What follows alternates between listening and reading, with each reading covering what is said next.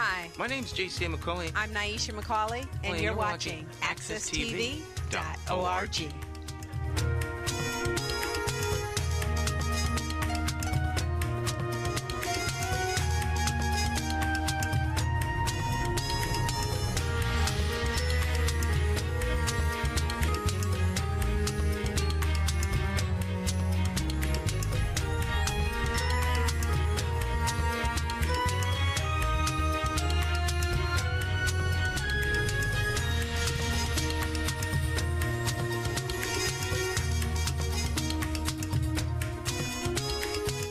Good morning, and welcome to Miss Cleo's Storytelling Corner.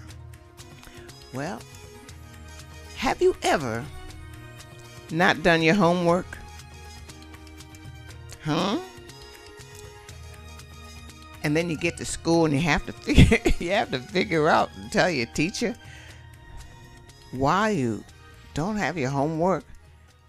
You know, you could say, "Oh, well, my dog ate it up," or "my cat ripped it up," or "I lost it on the way to school." What were your excuses about why you did not do your homework? Just think about it a while. Why didn't you do your homework? And Miss So-and-so or Mr. So-and-so would listen to your lame excuse that he's heard probably thousands of times and just said, and there you were after school, at least in my day, after school, writing on the board 100 times, "I will do my homework, I will do my homework." Do you remember those days? Well, I never had one of those days because I always did my homework. Always. And so I used to watch other kids get punished because they didn't do their homework. Well, today I didn't do my homework. So I have to get these stories that I'm going to tell you out of my head of remembrance. Now, let me see. I'm trying to think of a story to tell you. And so you're not here. You can't make me write on the board. I will study my stories every single week 100 times. So I will just kind of contemplate it. I have a little story in my mind I've told many, many, many, many times. And I'm going to think that I could remember it. Usually when I tell a story, I go over it before I tell it. And then I just sit and sort of contemplate. Now, okay, yeah, I'll do this story. And then I study like any good person, artist, or whatever you're going to do, studies, because that's the proper way to do it. But we're not always proper. I don't know, these things just come and you don't have time, so you say, and so you don't study. Well, the first story I'm going to tell you was about, and some of you probably have heard it many, many times from me, is the beautiful girl who married a fish. I know. I hear you. Miss Cleo, I heard that story 100 times. Well, listen to it this time, because you know every time you tell a story, it's a little different than the last time you tell a story. Okay? So just listen to the story.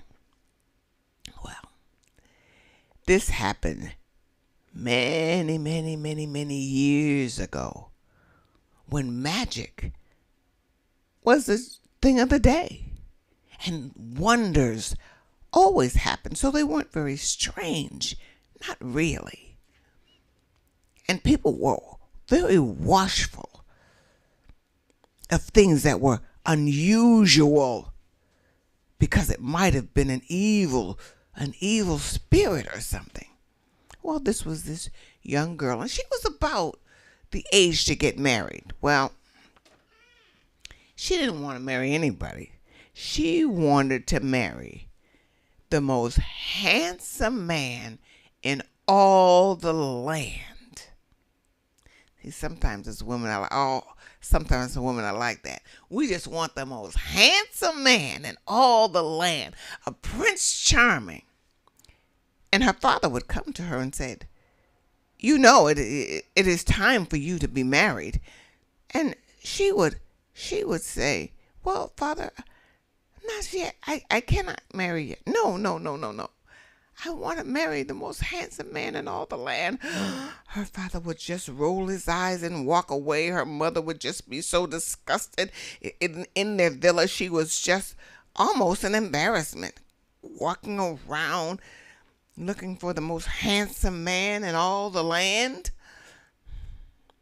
Well, then one day, she was at the marketplace. And she looked across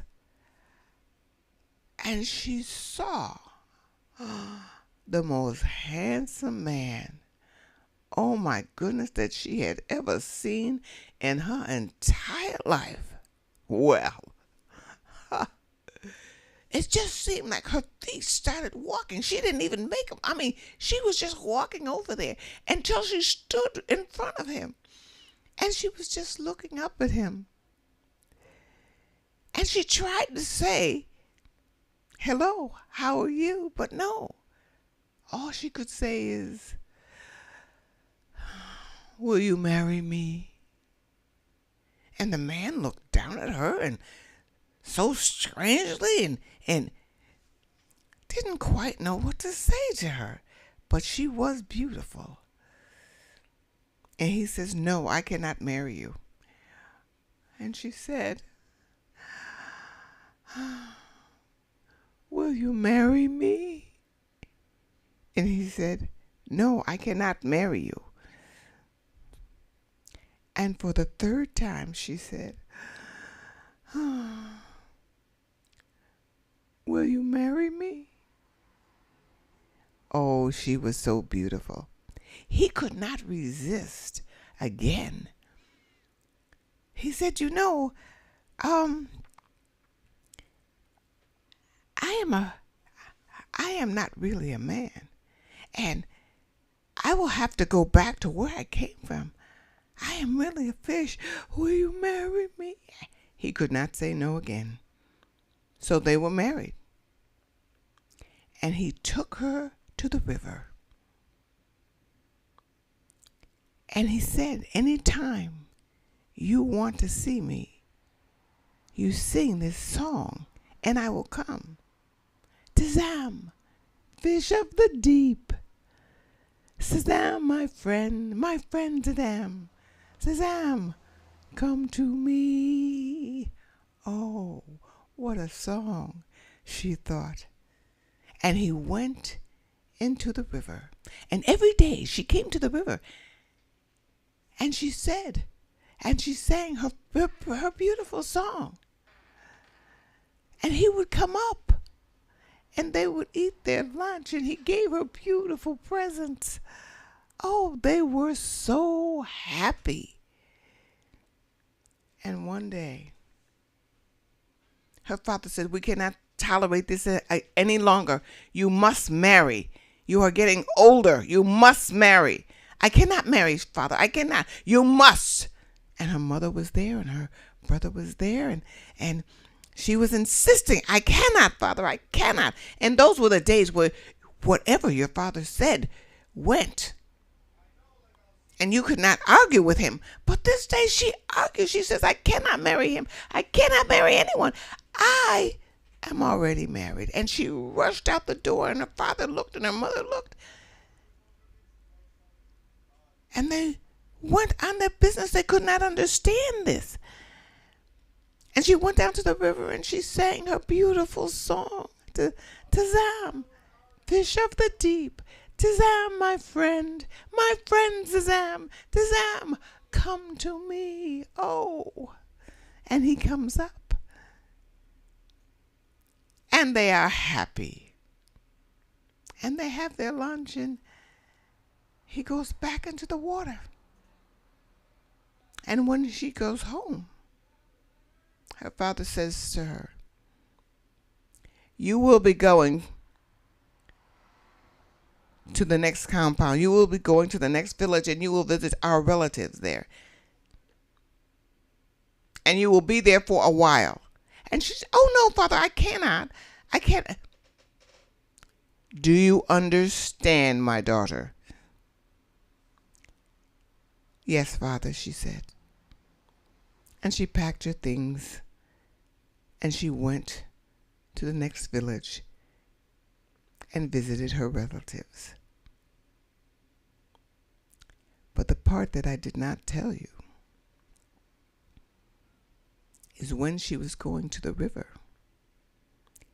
she sang her beautiful song. Her brother was coming behind her, dipping behind the trees.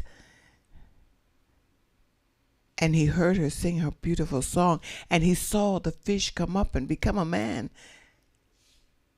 And she saw them, and he saw them very happy. And he ran back to his father as fast as he can, and he said to him, Father, she married a fish. What did you say? She married a fish. A fish.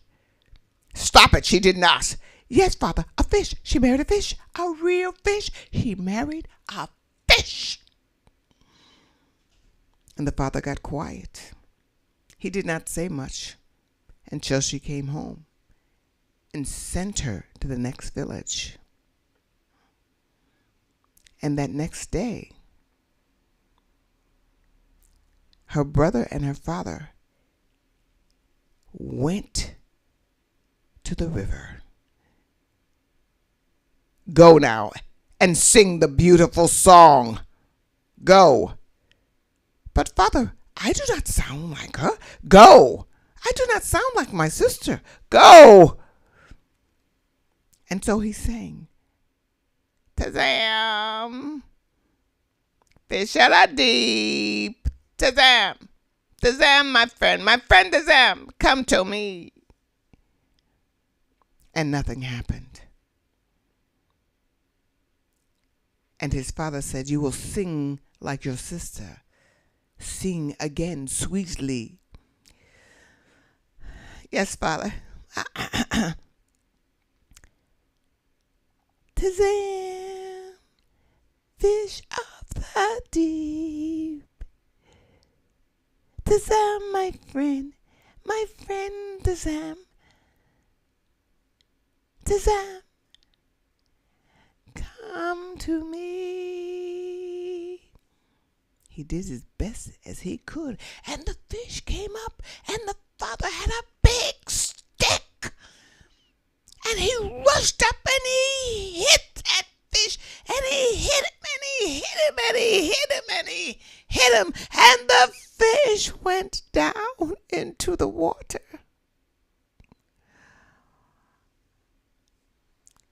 And when his daughter came back home, she put her bags down. She rushed to the door. Boom! And she started to go out the door, and the father said, wait 1 minute, daughter. You must eat your meal first. But Father, I have to go. No. I said you will eat your meal first. So she ate the meal. And as she was eating the meal, her brother, as brothers are, said, as she puts her fork up to her mouth, aha, you married a fish. A fish. You married a fish. A fish. And as she looked down, she was having what for dinner? She jumped from the table, she ran to the river, and she sang her beautiful song, Tazam, Tazam, my friend Tazam, come to me. And nothing happened. And she sang again, Tazam, Tazam, my friend Tazam, come to me. And nothing happened.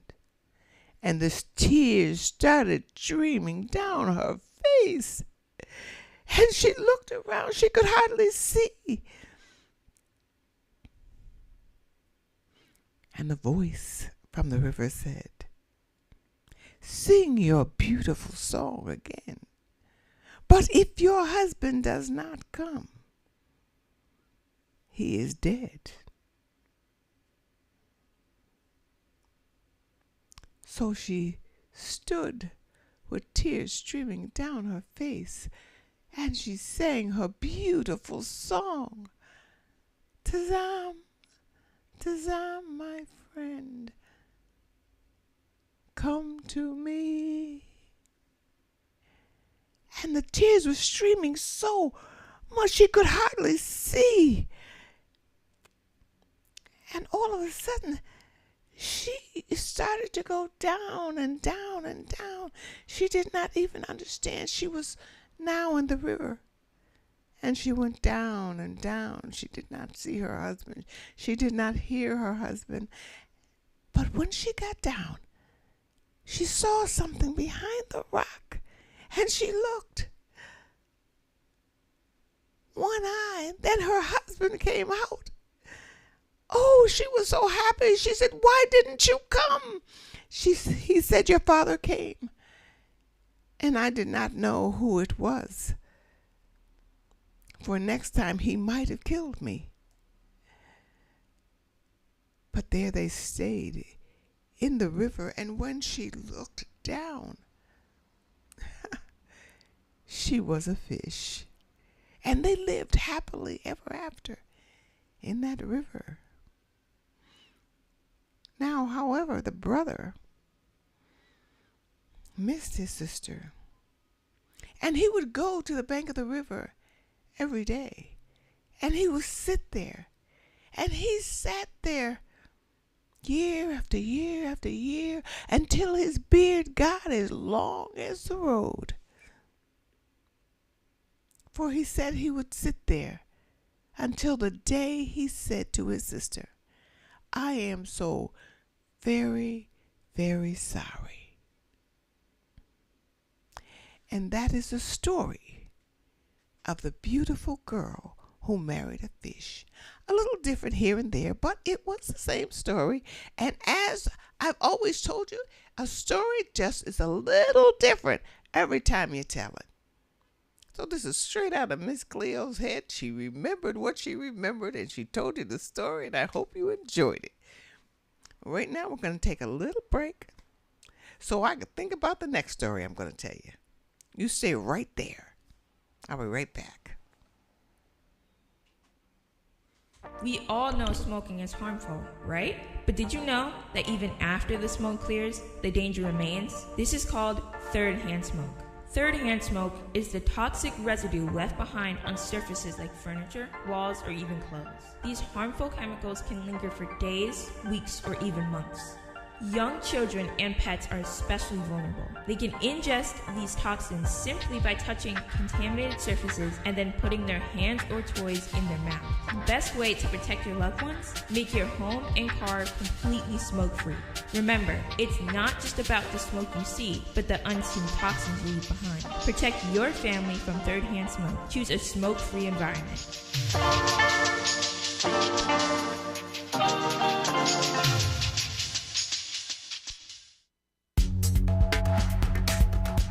Hi, my name is Cammie Starks. I would recommend any parent to participate in this program due to the fact that it helps us learn about what the kids are learning and also to better our children in the community. And I just give thanks to those, Lucy, that recommended me to come to the program, and it's just been an honor and finding out the development of the children of the school systems. That's very needed, and I just give thanks, and I ask that any parent, friends, family to, participate, because it's very helpful to find out what's going on with the children and also to help the children, and I just give thanks.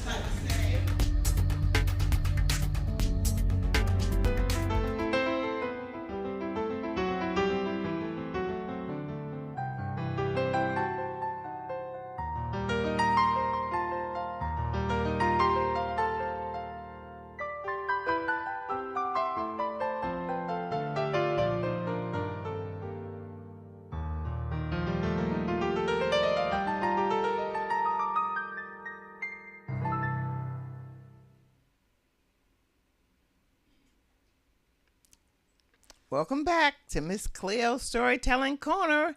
I have the story for you. It's the Tiger's Whisker. And we will go on a journey. And this particular story also happened many, many years ago, when people went on safaris and they would go and they traveled by camel and they and through the desert. I can't exactly tell you what country or it was, but why don't you put that part in? What country it comes from? Because you could think of what country. It could be any country you want. But they have to have camels and men going on adventures and not staying home very much.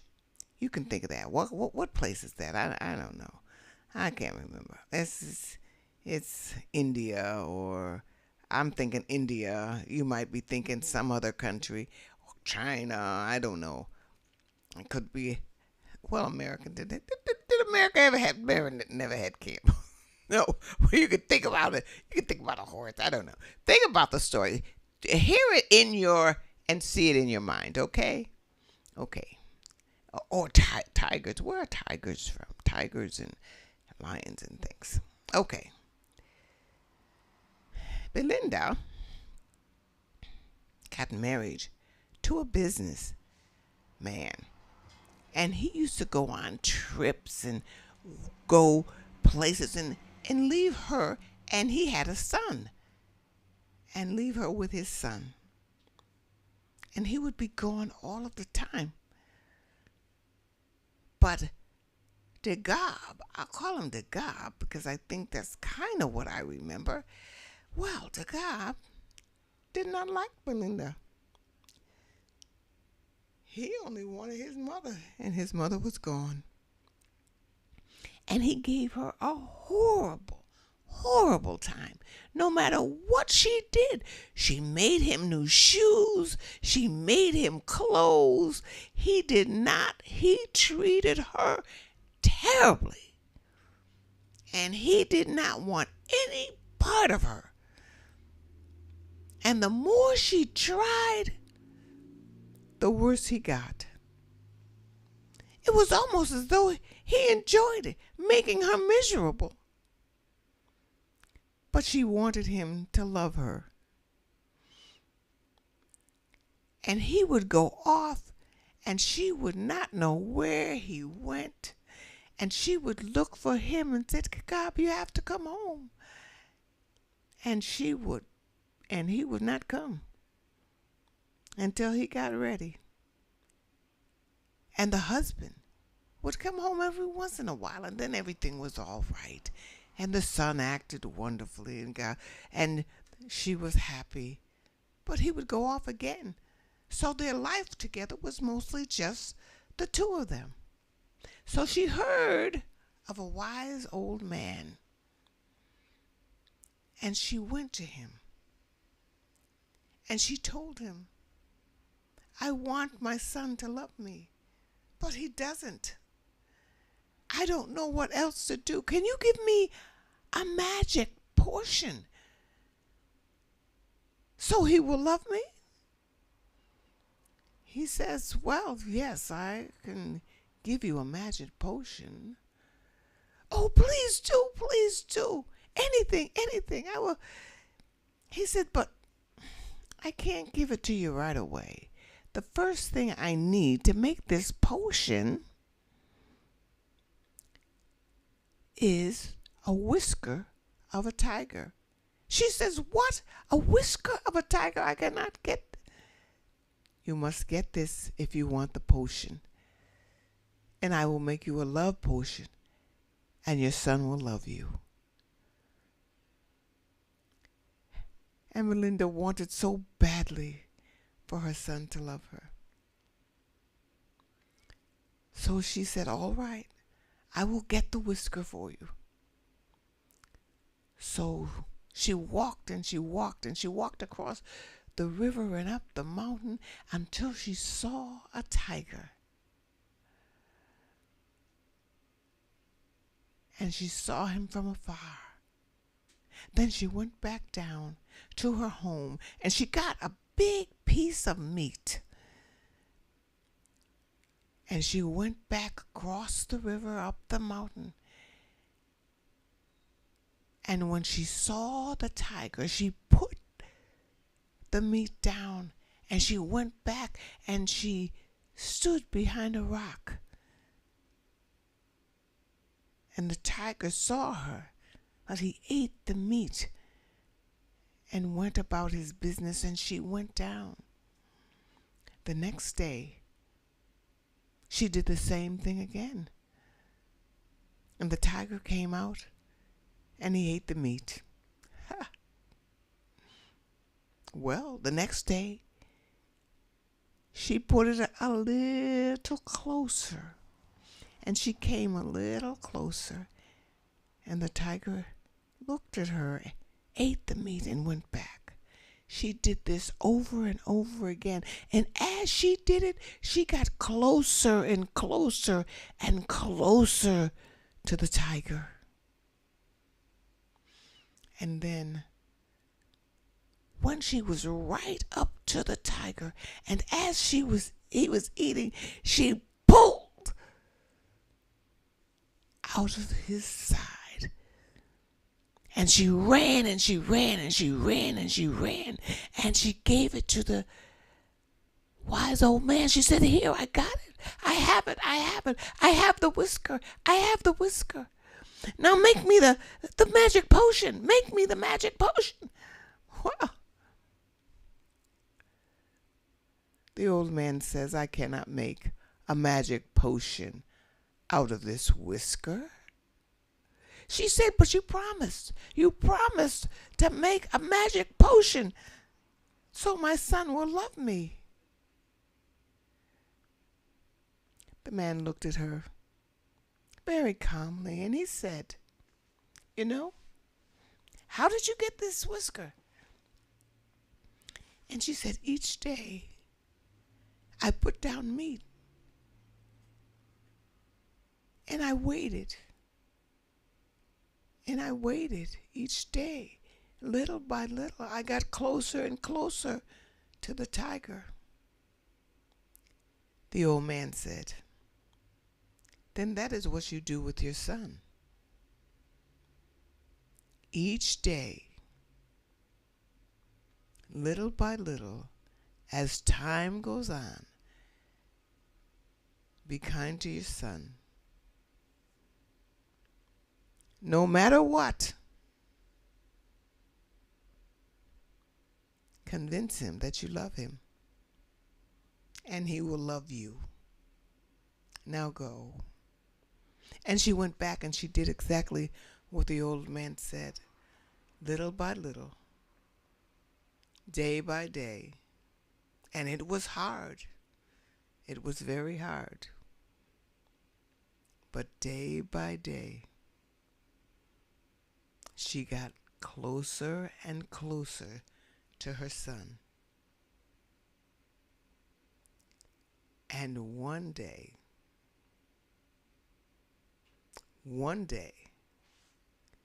he put his arms around her. And when her husband came home, they were a family, a real family, a happy family. For sometimes love takes a little while. Sometimes what you want doesn't happen overnight.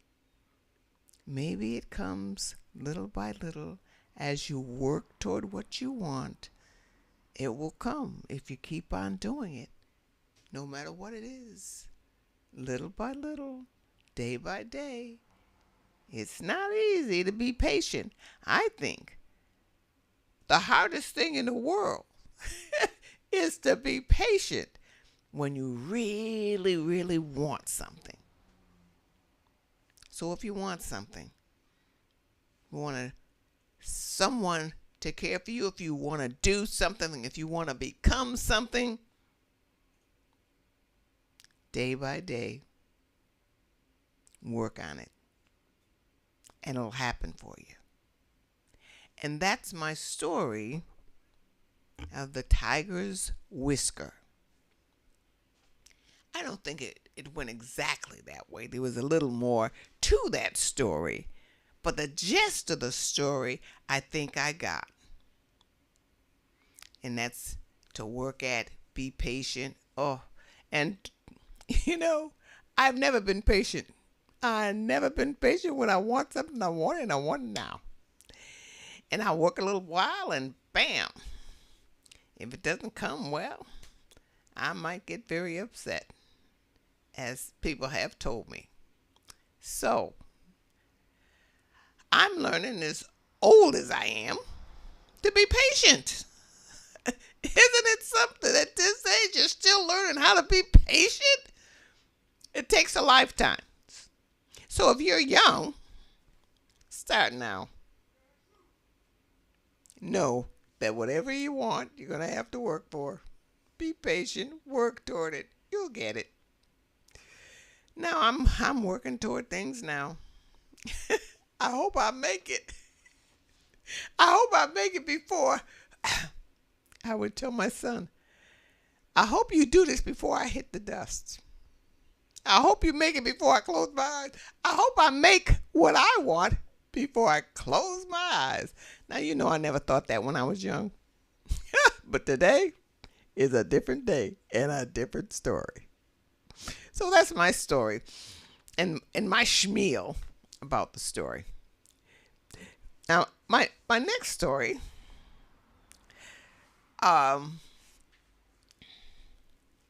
is going to be,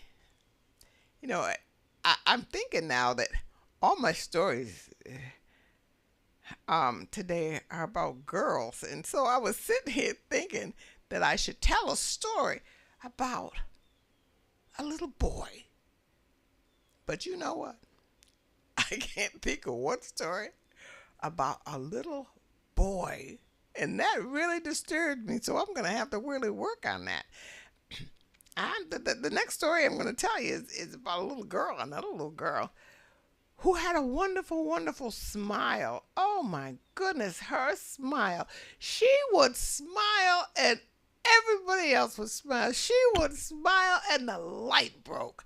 It was just such a wonderful smile, and she was just so happy, and she'd jump around. And my aunt would say this was me when I was a kid, but this is a real story. This little girl was just so happy. Well, this man came along one day, and he wanted to sort of box that, sort of make money on her smile. Mm-hmm. He wanted her to come with him. And so she said, oh, okay. And she went with him. She didn't know anything about the world. So she went with this man. He was very nice and gave her many, many, many gifts. And she would smile and people would come and pay money. And she would, it was wonderful. And then she kind of lost herself and her smile was kind of fading. And he said, you must go out there. You must go out there and smile and talk and be happy. You must go. And she said, well, I'm tired. I don't really want to go today. And she was forced, and every day she'd smile, and the people would come, and they would pay their money, and and she became sadder and sadder and sadder. And she didn't know quite what to do. She wanted to go home. I want to go home. I don't want to stay here. I don't want to be here. I work all the time. I never get rest. And the man keeps saying work, work. And the man keeps collecting all the money. And I'm losing my smile. I can't stay here. So, one day, she just left. But it wasn't easy. She didn't know her way home anymore. She didn't know how to get there. She didn't know how to get her smile back. She was so lost. So she just started walking and trying to find her way. And she'd jump and she'd try to smile and it wouldn't happen. And she would cry and then she would walk and she would smile. But she kept on trying. And she looked around her and she saw the trees and she saw other things that were smiling and the animals. And little by little she got her smile back. And then by the time she got home, she was smiling and the light broke and people were so happy to see her. And she knew that she would not leave again. She would not go where she went before because she was back and she had her smile back and it was wonderful. And that is the story of the beautiful smile. Do you know someone with a beautiful smile? They used to say I had a beautiful smile. They used to say I brought in the light. Yep, they did. They really did. Believe it or not, they really did say that. And I would say, no, I want to be like this person. I want to be like that. And they say, oh, but you have such a beautiful smile. You know, and I really didn't like it. And then you know what they did? They used to pat me on the head. Any cute people out there? They used to pat on the head all the time. Oh, this make me so mad. Oh, she's so cute. And I would want to just go boom because I wanted to be something else. I wanted to be something that I wasn't. And, of course, I tried. And that's the thing. When you try, and you want to be something else, it kind of never happens. Kind of never happens if it's really not you. So, those are a few of my stories. I'm going to have one more break and I'll be right back. Stay right there.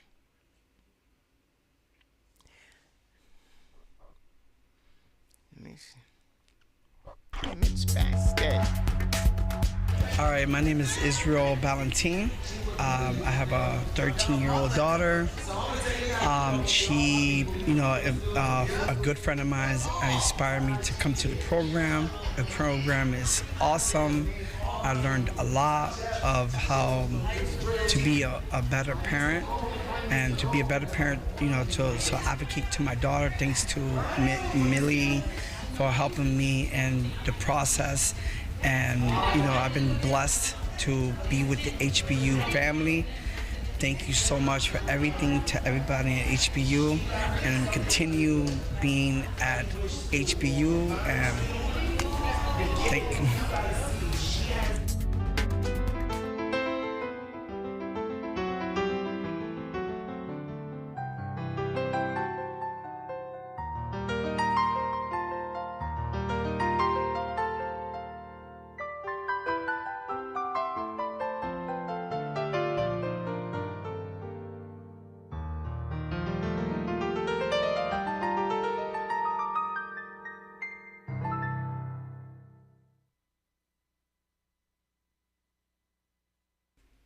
Well, you have had a time with Miss Cleo in her little mishmash of stories today, and I really enjoyed telling them to you. I hope you enjoyed listening to them, and I'm going to be back next week with some more stories and some more antics and whatever I could think of for story time. And in the meantime, read a little, write a little, dream big, and keep that smile going. I'll see you next week.